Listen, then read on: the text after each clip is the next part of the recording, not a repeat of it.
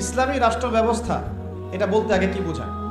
ইসলামী রাষ্ট্র কাকে বলে? যেই রাষ্ট্রের শাসন ব্যবস্থা শুধুমাত্র আল্লাহ এবং তার রাসূলের বিধান অনুযায়ী পরিচালিত হয় তাকে বলা হয় ইসলামী রাষ্ট্র। কি বললাম বলেন? ইসলামী রাষ্ট্র কাকে বলে?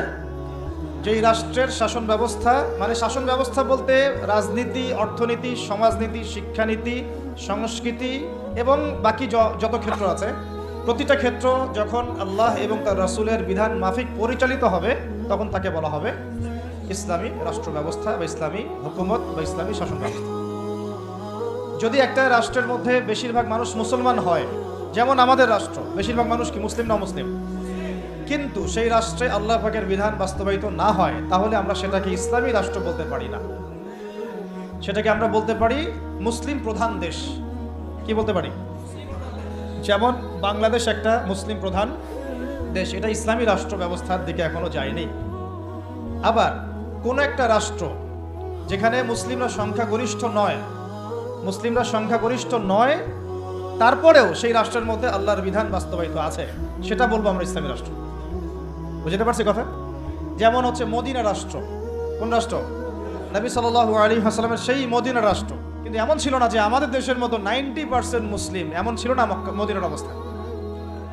এমন ছিল না মদিনার অবস্থা। আমি কি বুঝাতে পারছি ভাই? মদিনার হালতটা কিন্তু আমাদের দেশের মতো এরকম ছিল না যে 90% মুসলিম মদিনায়, বাকি সব অমুসলিম, এমন না। বরং হয়তো 50-50 বা 60-40 বা 40-60। তারপরেও মদিনা রাষ্ট্রে যেহেতু আল্লাহ এবং তার রাসূলের বিধান দ্বারা সেই রাষ্ট্র পরিচালিত হয়েছে, এই জন্য আমরা মদিনা রাষ্ট্রকে বলি একটা প্রথম ইসলামিক রাষ্ট্র। মদিনা রাষ্ট্র কি ইসলামিক রাষ্ট্র ছিল, নাকি গণতান্ত্রিক, সেকুলার বা আমাদের মতো এই মানবরচিত সংবিধানে চলেছে? কোনটা? বুঝে কথা বলেন। মদিনা রাষ্ট্র কি আল্লাহ এবং তার রাসূলের বিধান অনুযায়ী চলেছে? চলে নাই? নাকি গণতন্ত্র দিয়ে চলেছে, ধর্মনিরপেক্ষতা দিয়ে চলেছে, নাকি কমিউনিজম দিয়ে চলেছে, জাতীয়তাবাদ দিয়ে চলেছে, নাকি মানব রচিত সংবিধান দিয়ে চলেছে? কোনটা? এতটুকু তো জ্ঞান আমাদের থাকা উচিত।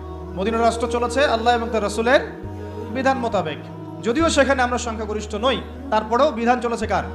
আল্লাহ। এই কারণে মদিনা হচ্ছে একটা ইসলামী রাষ্ট্র। কিন্তু পক্ষান্তরে বাংলাদেশের দিকে যদি আমরা তাকাই, এখানে যদিও আমরা 90% মুসলিম, কিন্তু এই দেশটা শাসিত হচ্ছে সেই 70-80-100 বছর থেকে মানব রচিত সংবিধান দিয়ে।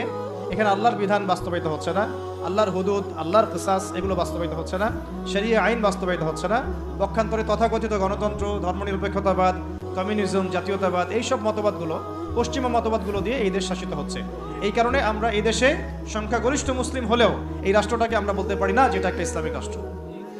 বুঝতে পেরেছি? আচ্ছা।